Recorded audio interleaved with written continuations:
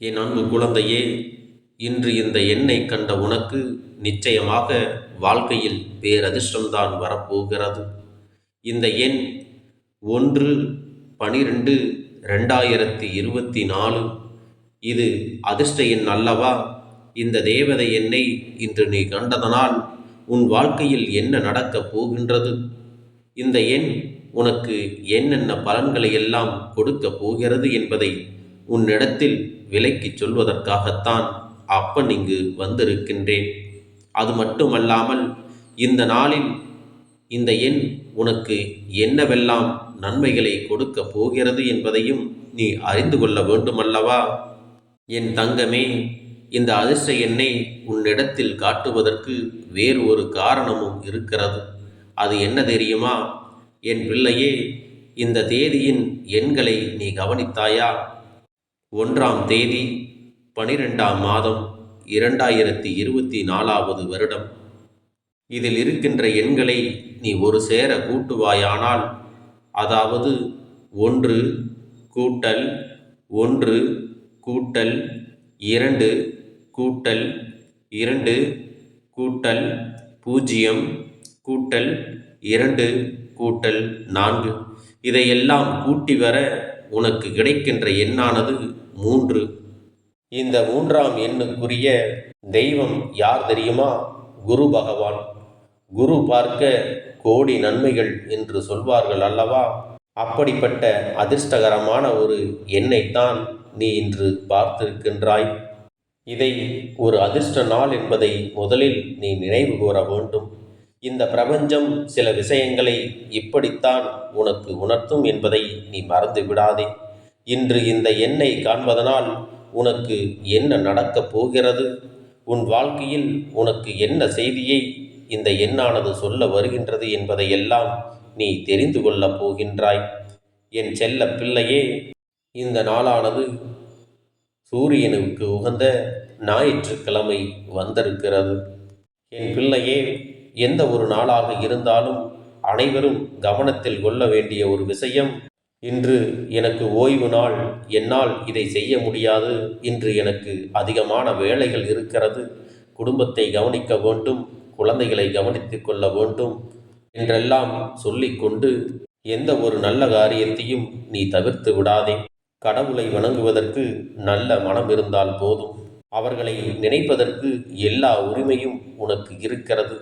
அவர்களின் வார்த்தைகளை கேட்பதற்கும் அதன்படி நடப்பதற்கும் எல்லா உரிமைகளும் ஒரு குழந்தையாக உனக்கு இருக்கிறது என்பதை முதலில் நீ புரிந்து கொள். ஆண் பிள்ளைகளாக இருந்தாலும் சரி, பெண் பிள்ளைகளாக இருந்தாலும் சரி, தெய்வத்திடமிருந்து ஒரு விஷயத்தை பெறுவதற்கு ஒருபோதும் ஒதுங்கி நிற்கக்கூடாது. என் தங்கமே, எந்த நேரத்திலும் தெய்வம் உனக்கு ஆசிகளை வழங்குவார்கள் என்பதை புரிந்து கொண்டு மனதால் அவர்களை அழைப்பதும் அவர்கள் நாமத்தை உச்சரிப்பதும் எப்பொழுதுமே நீங்கள் செய்து கொண்டிருந்தால் போதும். என் தங்க பிள்ளையே, இந்த வாழ்க்கை உனக்கு தந்திருக்கின்ற இந்த காலகட்டங்கள் இனிமேல் உன் வாழ்க்கையில் உனக்கு என்னவெல்லாம் நிகழ்த்தப் போகிறது என்பதை நீ அறிந்து கொள்ள வேண்டுமல்லவா? சோதனைகள் அதிகமாக வந்த காலங்கள் எல்லாம் மாறி இன்று இந்த எண் உன்னுடைய கண்ணில் பட்டதால் உன் வாழ்க்கையில் என்ன நடந்து கொண்டிருக்கிறது, இதை பார்ப்பவர்களுக்கெல்லாம் வாழ்க்கையில் என்ன நடக்கும் என்பதை உன் அப்பன் தெளிவாக சொல்லிவிடுகிறேன். என் அன்பு பிள்ளையே, இந்த எண்ணை கண்ட எல்லோருக்கும் எல்லா விஷயங்களும் நல்லபடியாக நடந்து விடுவது இல்லை. நம்பிக்கையோடு சில விஷயங்களை செய்கின்றவர்களுக்குத்தான் அதற்கான பலன்கள் முழுமையாக கிடைக்கும் என்பதை உன்னிடத்தில் தெளிவாக சொல்லிவிடுகிறேன். அதைத்தான் உன் அப்பன் உன்னிடத்திலே மீண்டும் மீண்டும் சொல்ல முயற்சி செய்கின்றேன். அது என்ன நிலைமை, உனக்கு என்ன இருக்கிறது, வாழ்க்கையில் என்ன நடக்கிறது என்பதை நான் சொல்லும் பொழுது நிச்சயமாக என் அப்பன் இந்த எண்ணை எனக்கு கொண்டு வந்து சேர்த்தார் என்று சொல்லி நீயாகவே மன மகிழ்ச்சி அடைவாய். இதில் எந்த ஒரு மாற்று கருத்தும் கிடையாது. உன்னுடைய வாழ்க்கையில் நான் உனக்கு தருகின்ற எல்லா விஷயங்களுமே ஏதாவது ஒரு காலகட்டத்தில் உன்னை நல்ல நிலைக்கு கொண்டு செல்வதற்காகத்தானே தவிர மற்றபடி இந்த வாழ்க்கையில் உனக்கு எந்த ஒரு சோதனைகளையும் புதிதாக கொடுப்பதற்காக அல்ல என்பதை நீ புரிந்து கொள்ள தொடங்கிவிட்டாய் அல்லவா? இனிமேலும் எந்த ஒரு சோதனைகளையும் எந்த சூழ்ச்சிகளையும் கண்டு மயங்காமல் உனக்கு தெய்வம் உறுதுணையாக இருக்கிறது என்பதை நீ புரிந்து கொள்ள வேண்டிய நேரம் உன் வாழ்க்கையில் வந்துவிட்டது. என் தங்க பிள்ளையே, நான் சொல்ல நினைக்கின்ற விஷயங்கள் என்ன என்பதை முதலில் நீ செவி கொடுத்து கேட்க வேண்டும். இந்த அப்பன் உன்னிடத்தில் சொல்ல வந்த விஷயம் என்ன தெரியுமா? நீ தெய்வத்திற்கு மிகவும் அருகாமையில் இருக்கின்றாய் என்பதை நீ புரிந்து கொள். அதாவது தெய்வத்தின் மீது நீ கொண்டிருக்கின்ற பக்தி, உன்னுடைய ஆத்மார்த்தமான அன்பு தெய்வத்திற்கு பிடித்திருக்கிறது. தெய்வம் உன்னை நாள்தோறும் கண்காணித்து கொண்டிருக்கிறது. தெய்வம் எப்பொழுதும் உன்னை ஆசீர்வதிக்க வேண்டும் என்றுதான் நாள்தோறும் உனக்கு ஆசிகளை கொடுத்து கொண்டிருக்கிறது. இதை உனக்கு உணர்த்துவது இந்த எண் என்பதை மறந்து விடாதே. அதனால் இதிலிருந்து உனக்கு தெரிய வருவது என்ன தெரியுமா? தெய்வத்தின் குழந்தையாகத்தான் இன்று வரை நீ வலம் வந்து கொண்டிருக்கிறாய். என் தங்கமே, இந்த எண்ணானது உனக்கு முக்கியமாக உணர்த்துகின்ற மற்றொரு செய்தி என்ன தெரியுமா?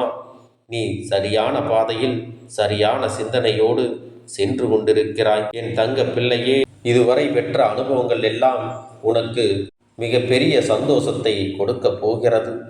நீ செல்வ செழிப்பை நோக்கி பயணித்து கொண்டிருக்கிறாய் அல்லவா? இந்த வாழ்க்கையில் உனக்கு கிடைக்கவிருக்கின்ற அத்தனை செல்வங்களும் அத்தனை சந்தோஷங்களும், நீ எதிர்பார்த்த அந்த பணமும் உன் கைகளில் வந்து நிச்சயமாக சேரப்போகிறது. இது இந்த பிரபஞ்சத்தினுடைய விதி. அதை யாராலும் மாற்ற முடியாது. என் தங்க பிள்ளையே, இந்த எண்ணை காணும் பொழுது இந்த எண் உனக்கு அதைத்தான் உணர்த்துகின்றது. என்னுடைய பிள்ளைகள் சில பேருக்கு இதுவெல்லாம் வாழ்க்கையில் நடக்காமல் போய்விடுகின்ற சூழ்நிலையும் ஏற்படுகிறது. அதற்கு காரணம் என்ன தெரியுமா? நம்பிக்கை இல்லாமல் ஏனோ தானோ என்று கடமைக்கு கூட செய்யாமல் தானும் சிலவற்றை செய்கிறேன் என்று முயற்சிப்பதும், சுயநலமாக நடந்து கொள்வதும், மற்றவர்களுக்கு தீங்கான விஷயங்களை நினைப்பதும், வெளியில் நல்லவர்கள் போல காட்டிக்கொள்வதும், இது மாதிரி நடக்கக்கூடிய குழந்தைகளுக்கு ஒருபோதும் இதற்கான பலன்கள் முழுமையாக கிடைப்பது இல்லை. ஆனால் உன்னை போன்ற தெளிவாக நல்ல குணங்களோடு இருக்கிறவர்களுக்கு நிச்சயமாக இதற்கான பலன்கள் முழுமையாக கிடைக்கும் என்பதை நீ மறந்து விடாதே. உன்னுடைய வாழ்க்கையில் எந்தவித தடுமாற்றங்களும் இல்லாமல், தடம் மாறாமல் நீ சென்று கொண்டிருப்பாயானால் நிச்சயமாக உனக்கு வெற்றி அங்கே உறுதியாக காத்து கொண்டிருக்கிறது. இதில் எந்த ஒரு மாற்று கருத்தும் கிடையாது. உன்னுடைய வெற்றியை யார் நினைத்தாலும் தடுக்கவும் முடியாது. உன்னுடைய வளர்ச்சியை யாராலும் நிறுத்தவும் முடியாது. இதையெல்லாம் உணர்ந்து விட்ட பிறகு தயக்கம் நீ எப்பொழுதும் காட்டக்கூடாது. நமக்கு கிடைக்கும், நமக்கு உறுதியாக நடக்கும் என்று நம் அப்பன் சொல்லிவிட்ட பிறகு என் பிள்ளையே, காரணங்கள் இல்லாமல் எந்த ஒரு விஷயத்தையும் இதற்கு மேல் நீ தாமதிக்க கூடாது. நீ எந்த காரியத்தில் உனக்கு வெற்றி வேண்டும் என்று நினைக்கின்றாயோ அந்த காரியத்தை முழு முயற்சியோடு நீ செய்ய தொடங்க வேண்டும். என்னுடைய சில குழந்தைகளுக்கு அவர்களுடைய தயக்கமும் அவர்களுடைய எதிர்மறையான எண்ணங்களும் தான் இதையெல்லாம் தோல்வியலாக மாற்றுகிறது. அதனால் என் தங்க பிள்ளைகளே, யாரிடத்திலாவது எதிர்மறையான எண்ணங்களும் தயக்கமும் இருந்தால் அதை விட்டுவிட்டு நேர்மறையான எண்ணங்களோடு முயற்சி செய்தால் உங்களுக்கும் வெற்றி கைமேல் கிடைக்கும் என்பதில் எந்த ஒரு மாற்று கருத்தும் கிடையாது. என் தங்க பிள்ளைகளே, உங்களுடைய தொழிலில் நீங்கள் எதிர்பார்த்த லாபமானது நிச்சயமாக கிடைக்கப் போகிறது. தொழிலும் உங்களுக்கு முன்னேற்றம் கிடைக்கப் போகிறது. நீங்கள் எதிர்பார்த்த பணவரவு உங்கள் வாழ்க்கையில் பெருகப் போகிறது. இதைத்தான் இந்த எண்ணானது உங்களுக்கு உணர்த்துகிறது. ஏனென்றால் இந்த எண் குரு பகவானை குறிக்கின்றது. குரு கொடுக்க வேண்டும் என்று நினைத்துவிட்டால் அவர்களிடத்திலிருந்து வரக்கூடிய அத்தனை ஆசிகளும் செல்வங்களும் அபரிமிதமாகத்தான் இருக்கும் என்பதை நீ மறந்துவிடக்கூடாது. என் பிள்ளையே, இந்த அதிர்ஷ்டமானது எல்லோருக்கும் சட்டென்று கிடைத்து விடுவதில்லை. ஆனால் ஒரு சிலருக்கு இது சட்டென்று கிடைத்துவிடும். இதுபோன்று இந்த பிரபஞ்சம் அவர்களுக்கு அதிர்ஷ்ட எண்களை காண்பிக்கும் பொழுது சில விஷயங்களையும் கூடவே உணர்த்த முயற்சி செய்யும். அதையெல்லாம் யாரெல்லாம் உணர்ந்து கொண்டார்களோ அந்த பிள்ளைகளின் வாழ்க்கையின் மீது பயம் நீங்கி வாழ்க்கையின் மீது அன்பு அதிகமாகிவிடும். அதை போலத்தான் இந்த அப்பனும் உன்னிடத்தில் அன்பு கொண்டு உன்னை இந்த வாழ்க்கையில் உயர்த்த வேண்டும் என்று உனக்காக இந்த வாக்கினை சொல்லிக் கொண்டிருக்கிறேன். என் அன்பு குழந்தையே, உன்னுடைய அன்பும் பக்தியும் மேலும் மேலும் உன்னை வாழச் செய்யும். உன்னிடத்தில் நம்பிக்கை உணர்வை அதிகமாக ஊட்டும். என் தங்கமே, நல்ல நாளில் தேடி வந்து இந்த அப்பன் உனக்கு கொடுத்திருக்கின்ற வாக்கினை மதித்து இந்த எண்ணெய் நீ 3 முறையாவது உன்னுடைய பூஜை அறையில் இருக்கின்ற திருநீர் வைத்திருக்கின்ற தட்டில் எழுதிவிடு.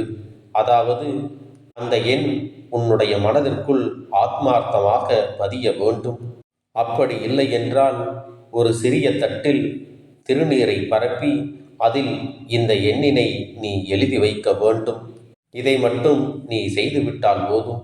என் தங்க பிள்ளையே, தெய்வம் உன்னை தேடி வந்து விட்டது என்பதையெல்லாம் நீயாகவே உணர்ந்து கொள்வாய். உன்னிடத்தில் ஏதேனும் தீய எண்ணங்கள் இருந்தால் கூட அதையெல்லாம் மறையச் செய்து நல்ல வழியையும் நல்ல எண்ணங்களையும் உனக்குள் தெய்வம் கொண்டு வந்து கொடுக்கும். என் தங்கமே, வாழ்க்கையில் எல்லோரும் சென்று கொண்டிருக்கின்ற பாதையானது கடினமாகத்தான் இருக்கும்.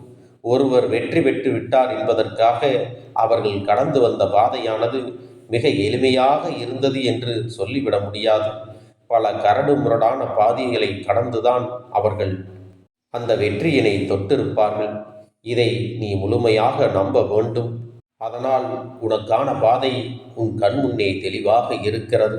அந்த பாதையில் நம்பிக்கையோடு நீ நடந்து வந்தாயானால் நிச்சயமாக உன்னுடைய வெற்றி எல்லோரும் பாராட்டும்படியாகவும் மற்றவர்களுக்கு முன்னுதாரணமாகவும் இருக்கும் என்பதில் எந்த ஒரு மாற்று கருத்தும் கிடையாது. என் செல்லமே, இந்த நம்பிக்கையை நான் உனக்குள் கொடுத்து விட்டேன். நிச்சயமாக இதை பற்றி கொண்டு என் பிள்ளை வாழ்க்கையின் அடுத்த கட்டத்தை நோக்கி நீ பயணம் செய்து விடுவாய். நான் எப்பொழுதும் உன் அருகில்தான் இருக்கின்றேன். உனக்கான அத்தனை கஷ்டங்களையும் நான் போக்கித் தரப்போகின்றேன். என்றென்றும் என் மீது நம்பிக்கை வைத்த என் பிள்ளைகளை நான் ஒரு நாளும் ஏமாற்றிவிட மாட்டேன். என் செல்ல குழந்தைக்கு இந்த கருப்பண்ணசாமியின் ஆசீர்வாதங்களும் அன்பும் துணையும் என்றென்றைக்கும் முழுமையாக கிடைத்து கொண்டே இருக்கும்.